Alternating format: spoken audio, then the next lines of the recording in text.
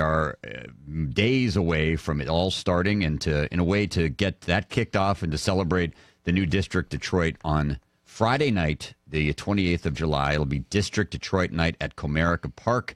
The first 10,000 fans will receive custom co-branded Tigers District Detroit hats for the Tigers-Astros game, and it'll feature interactive promotions and exclusive prizes from District Detroit. And joining us now to talk about that is Tom Wilson from Olympia Entertainment here on 97.1 The Ticket. Hey, Tom, good morning. How are you? Good, guys. How are you? Good, thank you.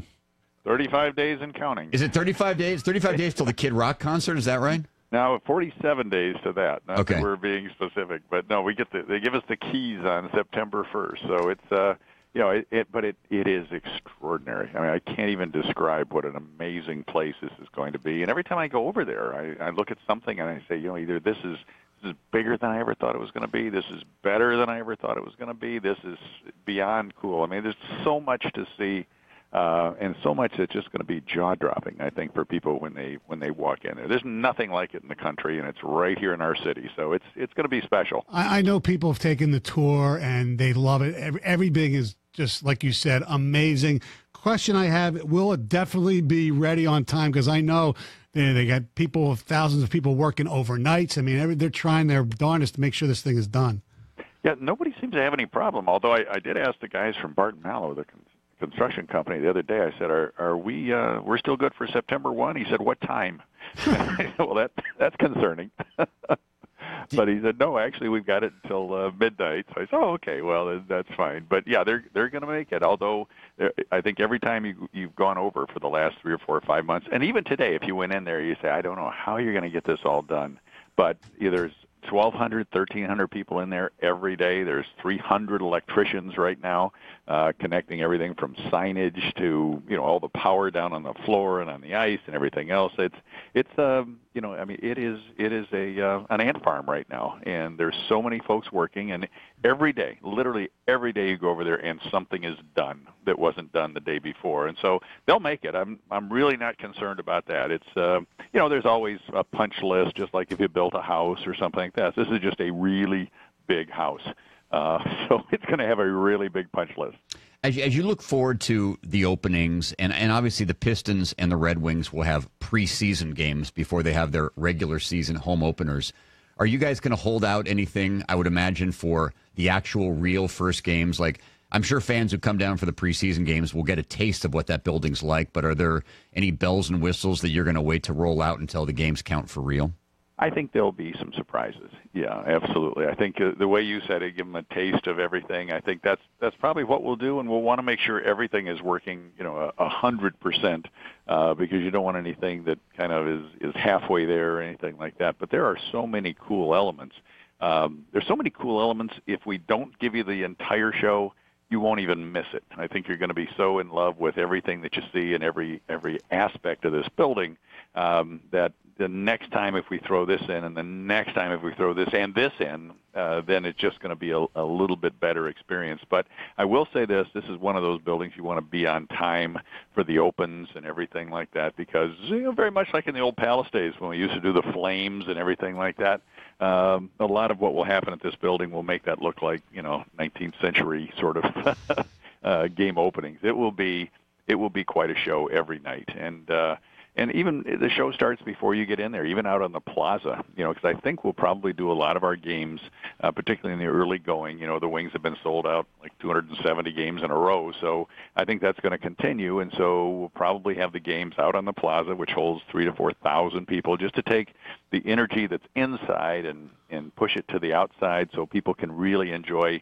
the experience. So if I couldn't get a ticket tonight, at least I feel like I'm part of the experience, and so it's just more feet on the ground in downtown Detroit, and I think that's what we're all trying to do. All the teams are trying to do this, all the theaters, and everybody in the city is just saying, let's see how much life we can put down here, and it's a remarkable turnaround in 3 or 4 short years. The only negative I've heard at all from people is people are concerned about parking, especially, January, February when the Wings are playing Winnipeg or the Pistons are playing Atlanta. Do I want to go downtown if I'm going to the park, 3/4 of a mile and walk? Can you address that at all?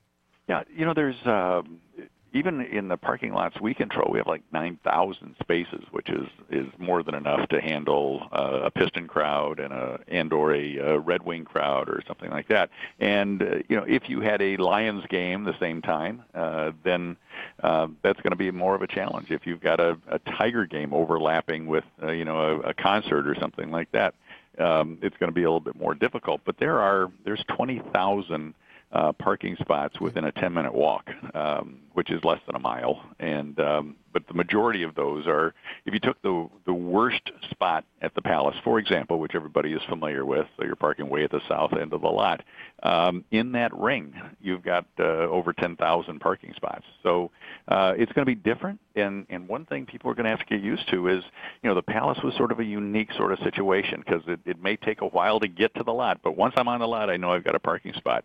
This is what it's going to be like in a real city. I mean, if you go to Boston, you don't park right next to the building. And if you go to Chicago, you don't park right next to the building, or Washington or any place else. It's they actually want you to walk, and we want you to walk 3 or 4 blocks in many cases because that's what spurs development. People go by either somebody else's restaurants or somebody else's bars, or there's so much foot traffic. It makes me, who is thinking about opening up a restaurant, maybe say, I'm going to do that because I can be a destination, and there's so many people that are walking past you on a regular basis. And I know I now have a critical mass to build my establishment, and so I think really it's a good thing. It's just not what we're used to here, and so we have to change just a little bit. So I might have to leave 10 minutes earlier, but you know what? That's one of the reasons why we're putting about 6 restaurants in the building ourselves, and there's been 100 restaurants that have opened down here in the last 2 years, because we really want you to do what they're doing in most cities, where the game or the concert is sort of the excuse for the night. This is why I'm going out. But it's not my whole night. My whole night begins at 6 o'clock when I have a nice dinner, at Mario's or at one of the new places down here, wherever it might happen to be. And it doesn't end when the concert ends because we've got 6 restaurants, 7 clubs. We got a lot of other things to do, and I can walk around now, as you know, in this city. It's become very, very walkable these days. So we want the event to be an evening, and that's what I think people are looking for these days. Did you say you're thinking of opening a restaurant, Tom? Did I hear that? Are you really? Tom? Oh, no, okay, no. I say Tom. Third person. Come to Tom Wilson's before the game and come after Wilson's the game. Castaway. Yeah. All right, so District Detroit night is taking place Friday night, Tigers-Astros at Comerica Park. Tell us what you have planned for the night at Comerica, and also, what is District Detroit? Like, are there boundaries to this thing, or is this kind of a nebulous area that you are, I'm guessing, hoping grows and grows and grows? Well, it's about 50 blocks, and in those 50 blocks are the everything from the Fox Theater and the Fillmore to the new arena, Comerica Park, and Ford Field. So it's and then a whole lot of empty space, and it really was an idea that Chris Illich came up with. We were just going to build an arena.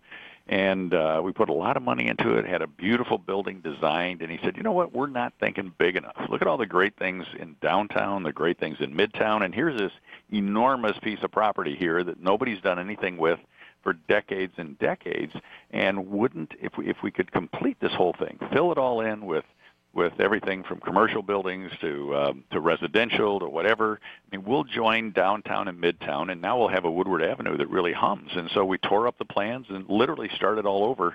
And he said it's a 50-block area, and let's make it hum. And that's what we're in the process of doing. So if you look at where we were, 2.5 years ago when we broke ground, and you look at those shots today, you can see that it's actually working, and you have everything from Little Caesars headquarters going up now to Wayne State's Business School going up now, and every few months you're going to see another structure coming out of the ground that we may be doing or somebody else may be doing.